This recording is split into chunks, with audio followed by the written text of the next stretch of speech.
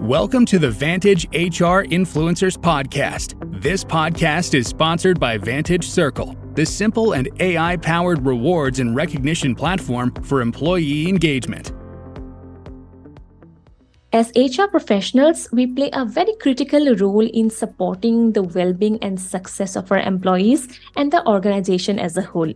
However, we often neglect our own self-care needs in the process. In this podcast, we'll explore the importance of prioritizing self-care as a HR practitioner and discuss practical strategies for managing stress, promoting well-being, and achieving work-life balance in this very demanding profession. Hello everyone and welcome to another episode of the Vantage Influencers Podcast. Today we'll be talking about caring for yourself as an HR practitioner. I am your host Sushmita and I'm so excited and glad to be joined by our special guest today, Julie Develin.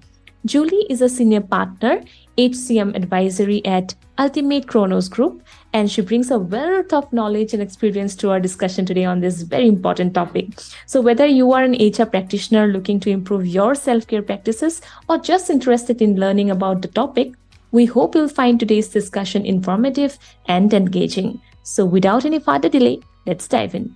Welcome to the show, Julie. Thank you so much. How are you today? I'm doing fine, Julie. Thank you so much for joining me today in this episode of the Vantage Influencers Podcast. How are you? I'm doing fantastic. Looking forward to the conversation. Me too, Julie. Thank you. Thank you once again. So moving forward with the topic today, before that, I think Julie will talk about a bit about yourself, like your introduction and a bit about your corporate journey. Absolutely. Yeah. Again, Julie Develin. I am a senior partner in the HCM Advisory on the Human Insights team with UKG, which is a HR software company, workforce management software company. And in my role at UKG, I do a lot of speaking, I do a lot of writing, I do a lot of consulting from an HR perspective. And I do that because HR pretty much is my life. I spent over 17 years as an HR executive. Yeah. And I'm currently also a graduate school professor in HR as well. So I've been doing that for about 16 years. Brilliant. So almost like how many years into HR now, Julie? Oh, over 20. I've many years. So you being in the HR professional, then you working with so many other HRs as well, right? So I'm sure we have a lot of things to learn from you today. I hope so. Yeah, I get to, in my role, I get to speak to a lot of HR professionals all over the world. So I get to sort of understand a lot of the challenges that are happening from a global perspective. Right. And moving forward today, Julie, we have taken a very sensitive, a very important topic that somehow we missed to cover in our HR podcast till date. But today we have you with us, and I think it's a perfect opportunity to talk about this topic, and that is caring for yourself as an HR professional.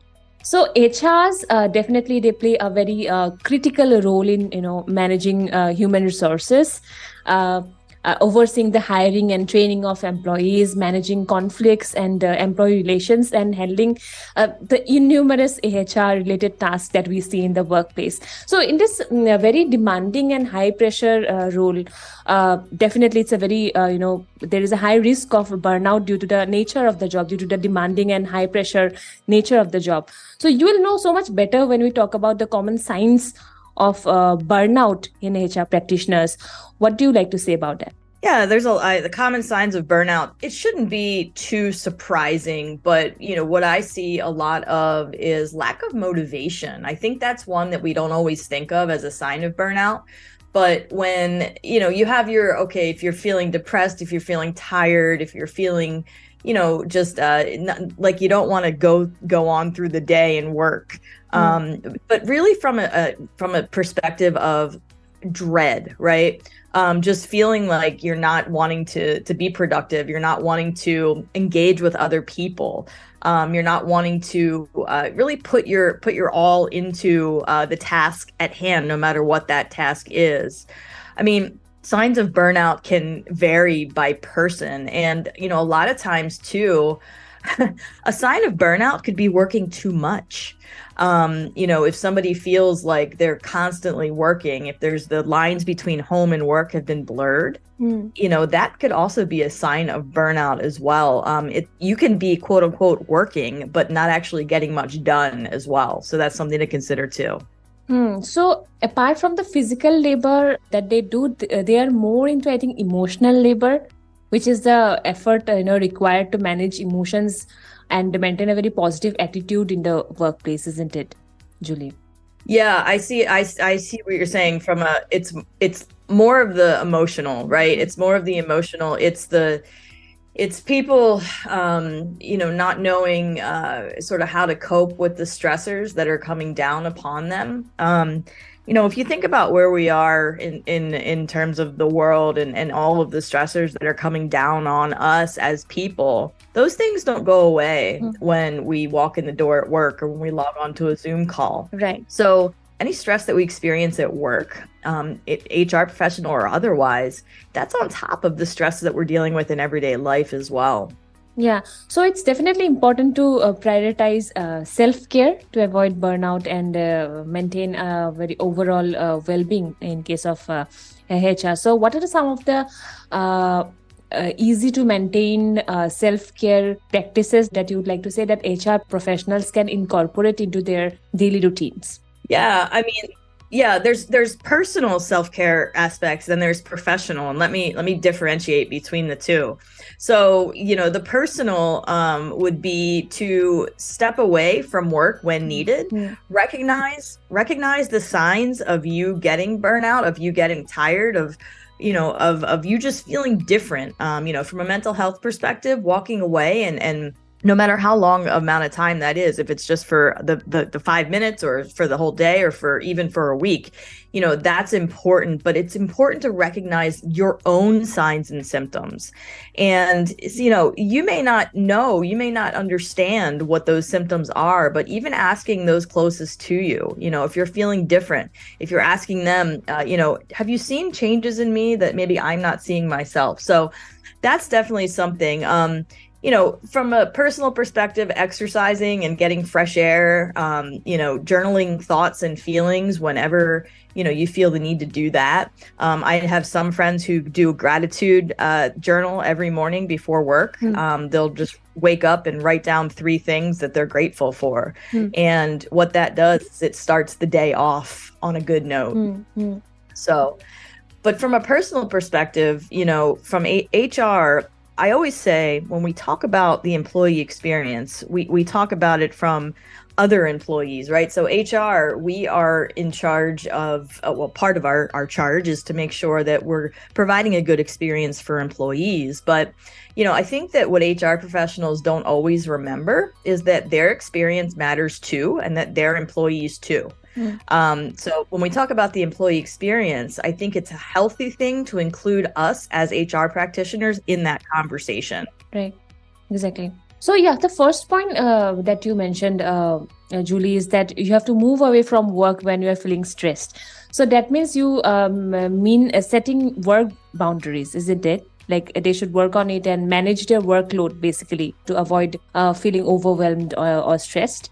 Yeah, setting boundaries becomes increasingly important as priorities change and also as the amount of work put on folks, happens. I think when we say setting boundaries, it's also saying no, right? It's saying no if you're not able to do something. You don't always have to say yes to people. And I don't mean that in a negative way. You don't have to be mean to people or anything like that. Yeah. But, recognizing that when you are too overwhelmed, or if you just don't have the capacity to do something that you're being asked to do, recognizing the sign of that and being able to say, no, I'll get to it X, Y, and Z day, or passing it on to someone else. Asking for help when you need it is not a strong suit of mine. And I think a lot of HR professionals that I come across also have that same thought. And a lot of times we think that just doing something is going to be easier than passing it on to someone else, because it would take us too much effort to pass that thing on to someone else. But it also may take too much effort to do whatever that thing is that we're trying to do, and it could lead to additional burnout. So saying no and delegating wherever possible, I think, is a good practice for self-care. Yes, good point. And the earlier thing that you mentioned, that HR, they are a part of the workforce. And when we talk about employee experience, HRs are not to be exempted, right? They are very much a part of the total workforce. And when we talk about well-being, wellness, a culture of wellness, HR professionals should be given, should be focused on too, isn't it?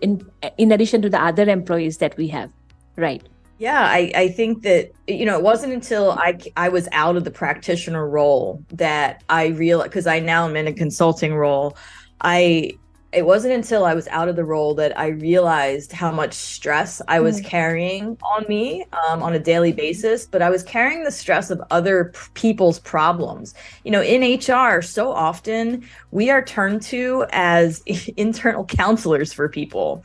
We have folks that come speak to us about very personal things, and those things can weigh heavy on us as well. When it comes to experience, and HR having a good experience as an employee too, it's important to remember that HR folks, we need to ask for the tools that we need to get our job done.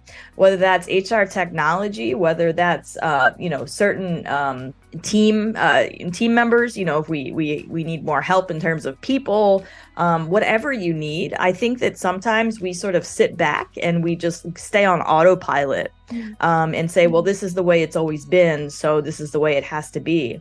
There's so many tools out there that can improve your life as an HR person. It's just that we have to look for those things, and we have to make sure that we ask for what we need when we need it. Mm-hmm. Yeah, for that reason only, I think HRs are, role models for so many of us, right? We look forward to them for their way of, working in the workplace and their way of dealing with stress and anxiety. So definitely the role of HRs in communicating the importance of self-care to employees is a big one. Yes. We have to walk the talk, if you will. If we're telling employees to take care of themselves, we also need to be taking care of ourselves too. It's the old adage of putting your mask on before you help other people. Mm-hmm. So, communicating self-care to employees will help the entire workforce, including HR, because if you have employees who are taking care of themselves, then they're going to need less support from an HR perspective from that emotional standpoint. But I think, HR, we could provide best practices for employees. This is what we've seen work for other people. Sometimes employees from a self-care perspective and HR people alike, they don't know where to start.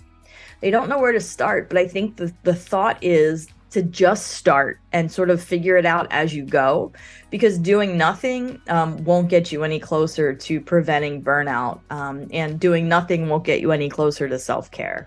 Mm-hmm. So they should have some self-care goals, right? And they should be accountable and, focused to that particular goals, maybe, just to get started.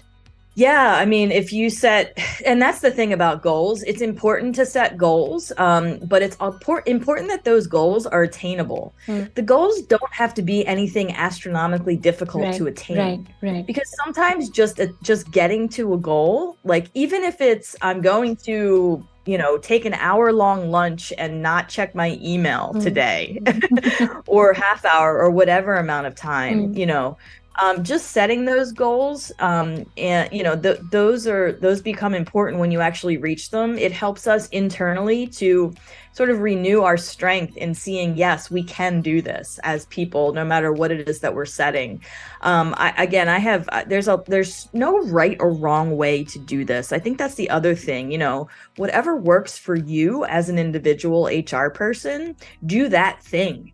And if it stops working, then try to find something else. It's a lot of trial and error.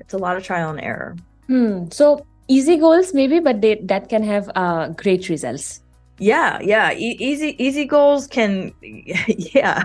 I mean, I think about some goals that I set for each week for myself. And here's the other thing about goals. if we're not able to attain those goals, not beating ourselves up over that, but just recognizing that there were other priorities that got in the way. And if you step back and you think about what you did accomplish rather than what you didn't accomplish, it helps to frame that in your mind a little bit differently, and we feel like we're more productive. Now, there are also times where you're just not going to get to things because of certain reasons, and that's okay too.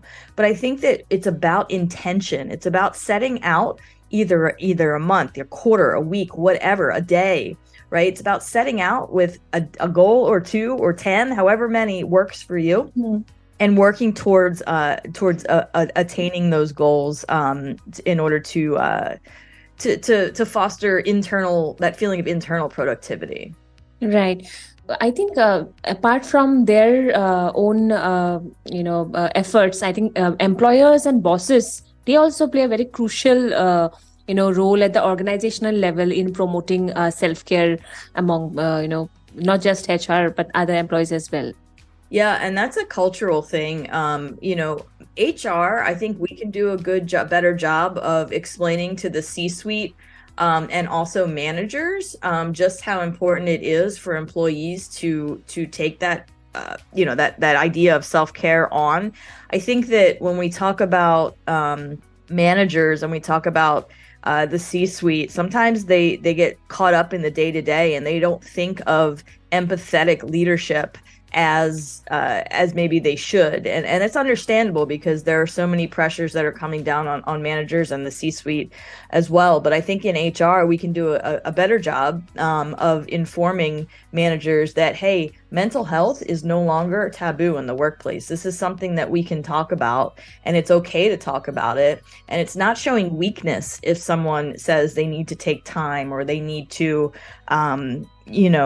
just step away for a few days or a few hours from work.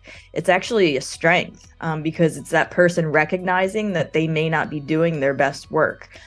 So they need to sort of reset. So I think that culturally, it starts at the top. C-suite leaders need to know that this is the thing of this newer generation of work. And the way that work once was, it wasn't working for everyone. And from a mental health perspective, the newer generations coming up in the workforce, they expect to be able to talk about their mental health, and they will talk about it. So, providing resources for employees, putting, even making monetary, investments in terms of providing care from a therapy perspective and that kind of thing. That's where managers and the C-suite can come in from that perspective. For HR too. Yeah, definitely.